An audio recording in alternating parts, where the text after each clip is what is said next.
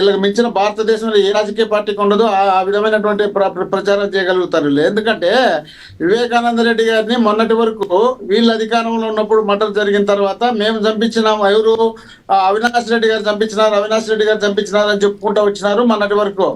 నిన్న పోయి లోకేష్ కడపలేకి పోయి ఆడేమంటున్నాడంటే జగన్మోహన్ రెడ్డి గారు భారతి ఇద్దరు కలిసి చంపించినారు. నేను చెప్పినా కదా ముందే, ఇప్పుడే చెప్పిందంట అది. అంటే దాన్ని మళ్ళీ ఇప్పుడు తీసుకొచ్చి ఇక జగన్మోహన్ రెడ్డి గారి మీద చెప్పి ఈ ప్రచారం చేసుకుంటా బతుకుదామనేది. వీళ్ళు ఎప్పుడు వీళ్ళ జీవితం అంతా అబద్ధాలు ఫేకులు బతికినారు తప్ప వీళ్ళ జీవితం ఇప్పుడు బతకలేదు నిజాయితీగా. కాబట్టి ఈ రోజు రప్ప అంటున్నారు కదా. అన్నారు ఎవరిని రప్ప అన్నారు?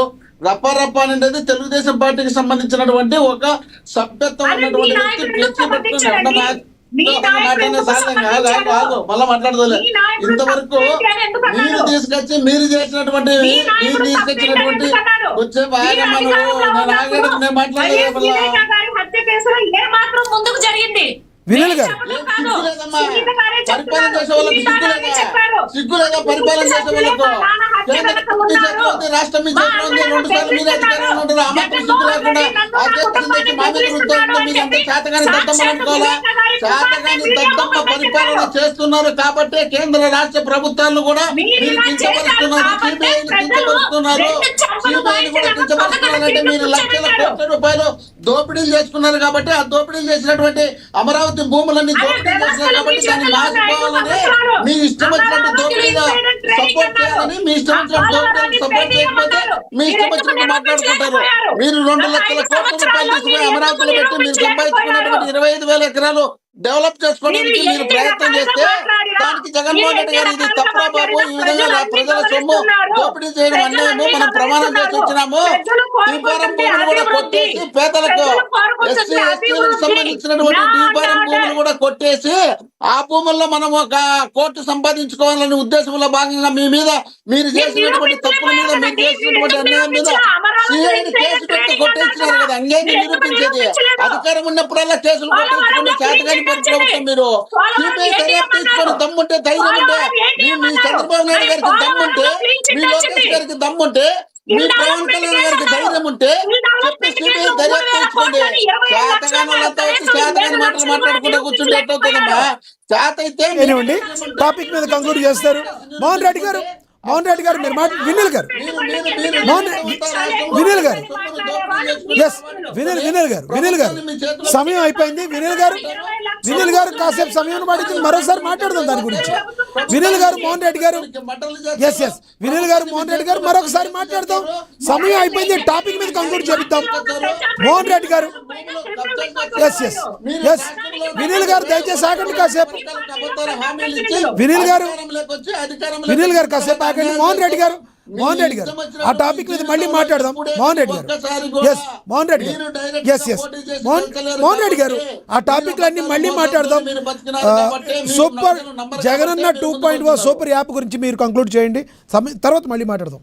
మీరు మాట్లాడండి మోహన్ రెడ్డి గారు. లక్ష్మీనాథ్ గారు నాకు కొంచెం అంతరాయం కలిగింది. వాళ్ళు ఏం మాట్లాడారు, నేను ముగ్గురు ఉన్నారు, ఎంతో కొంత అనలిస్ట్ కూడా ఇండైరెక్ట్ డైరెక్ట్ ఆయన సపోర్ట్ చేయడానికి ప్రయత్నం చేస్తాను, నేను తప్పనిలే. మరి వాళ్ళు మాట్లాడినప్పుడు నేను మాట్లాడాలి. మీరు మాట్లాడండి సార్, మీరు మాట్లాడండి. వినీల గారిని మధ్యలో ఇచ్చి మాట్లాడే ప్రతిసారి మోహన్ రెడ్డి గారు గంట కొట్టారు. ఇప్పుడు ఏమో మాట్లాడుతుంటే ఊరుకుంటారు. ఏంది లేదండి, ఆవిడ ఆపింది ఇప్పుడు నేనే కదా సార్. ఆవిడ ఆపింది నేనే.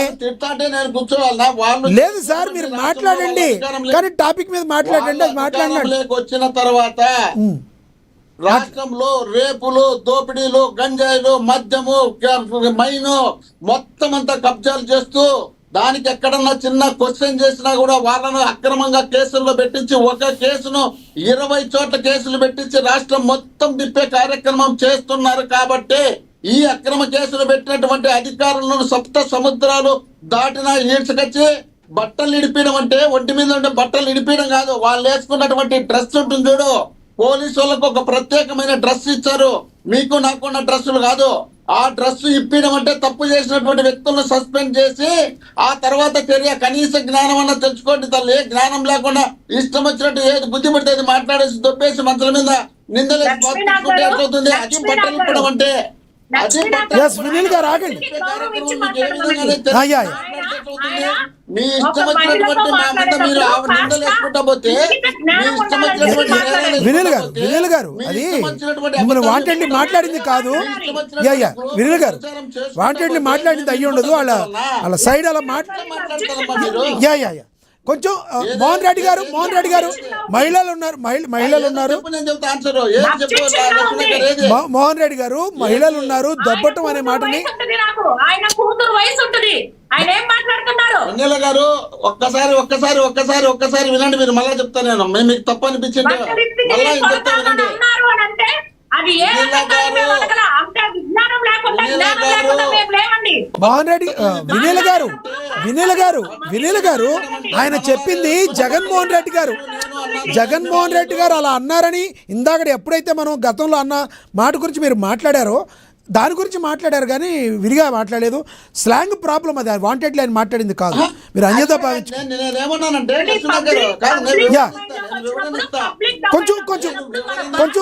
కొంచెం ఎస్ కరెక్ట్ తీసుకోకుండా ఇష్టం వచ్చినట్టు మాట్లాడారు. రైట్ మోహన్ రెడ్డి గారు మహిళలు ఉన్నప్పుడు కొన్ని వర్డ్స్ ని కొంచెం జాగ్రత్తగా మాట్లాడాలని అంటున్నారు. రైట్ మోహన్ రెడ్డి గారు మహిళలు ఇచ్చిన తర్వాత మాట్లాడతారా? వివరణ ఇవ్వండి. మీ ఇష్టం వచ్చినట్టు మాట్లాడతారా? ఎస్ వినీల్ గారు దయచేసి ఆగండి. సమయం అయిపోయింది. ఆయన మాట్లాడివ్వండి. వినీల్ గారు మీరు చెప్పింది ఆయన పరిగణలోకి తీసుకుంటారు. మహిళలు ఉన్నప్పుడు మాట్లాడుతూ మామూలుగానే మాట్లాడతారు. బట్ ఆయన మాట్లాడిన ఉద్దేశం ఇంటెన్షన్ అది కాదు. ఎస్ వినీల్ గారు కాసేపు ఆగండి. వినీల్ గారు ఆగాలి. మోహన్ రెడ్డి గారు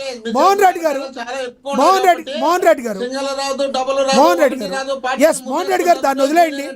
సబ్జెక్ట్ మీద మాట్లాడండి. మోహన్ రెడ్డి గారు 2 minutes లో సబ్జెక్ట్ మీద మాట్లాడండి. 2 minutes మాట్లాడండి. 2 minutes, 1 నిమిషం కాదు, 2 నిమిషాలు మాట్లాడండి. మీరు 2 నిమిషాలు సబ్జెక్ట్ మీద మాట్లాడండి. కంక్లూడ్ చేయండి. లక్ష్మీనాథ్ గారు నేను తప్పు చేసే పరిస్థితి ఎప్పుడు ఉండదు. నేను తప్పు చేసిన నింద ఇచ్చుకొని డ్రాప్ అయ్యే పరిస్థితి ఉండదు. దానికి ఆన్సర్ చెప్పాలా? ఆమెమని పోలీసులను బట్టలు ఇప్పించి కొడతానన్నాడు జగన్మోహన్ రెడ్డి. మరి మీరు ఆడ మనిషిగా ఉన్నటువంటి వ్యక్తులు బట్టలు ఇప్పిస్తారని మీ నోటితో మీరు చెప్పినప్పుడు దానికి ఆన్సర్ నేను మాట్లాడతారు. వినీల్ గారు అక్కడ వాంటెడ్లీ వినీల్ గారు దయచేసి అర్థం చేసుకోండి. ఎస్ వినీల్ గారు మీరు ఏదైతే చెప్పారో వినీల్ గారు నా మాట వినండి ఒకసారి. వినీల్ గారు ఆయన మాట్లాడింది కూడా మీరు ఏదైతే ఒక్క నిమిషం మోహన్ రెడ్డి గారు మీరు ఆగండి, నన్ను మాట్లాడినండి. వినీల్ గారు ఆయన సపరేట్గా ఏం మాట్లాడలేదు. ఏదైతే మీరు ఇందాక ఆ జగన్మోహన్ రెడ్డి గారు మాట్లాడిన మాటలను గుర్తు చేశారో అదే విషయాన్ని మేము ఎందుకు అలా అన్నారంటే జగన్మోహన్ రెడ్డి ఎందుకు అన్నారంటే చెప్పారు, కానీ ఆయనకి మరో ఉద్దేశం లేదు. కాకపోతే అక్కడ జస్ట్ స్లాంగ్ డిఫరెన్స్. మీరు దాన్ని పట్టించుకోవద్దు. దయచేసి ఆగండి. వినీల్ గారు మీరు మాట్లాడండి. వినీల్ గారు ఆగండి కాసేపు. ఎస్ మోహన్ రెడ్డి గారు మీరేం మాట్లాడుతున్నారు మీకు అర్థమవుతుందా? నేనేమంటున్నారు, మీరేమంటున్నారు? మీ ఉద్దేశం అది కాదు. నేను అనేది అదే, మీ ఉద్దేశం అది కాదు. మీ ఉద్దేశం అది కాదని నేను చెప్పాను కదా. మీరు ఎందుకు మళ్ళీ ఇంకో ఏదో మాట్లాడతారు? మీరు టాపిక్ మీద కంక్లూడ్ చేయండి. నేను తప్పు మాట్లాడినయ్యా, అదే కదా సార్ నేను చెప్పింది. మళ్ళీ మీరు సపరేట్ చెప్పవసలా. మీరు మాట్లాడలేదని నేను చెప్తున్నా.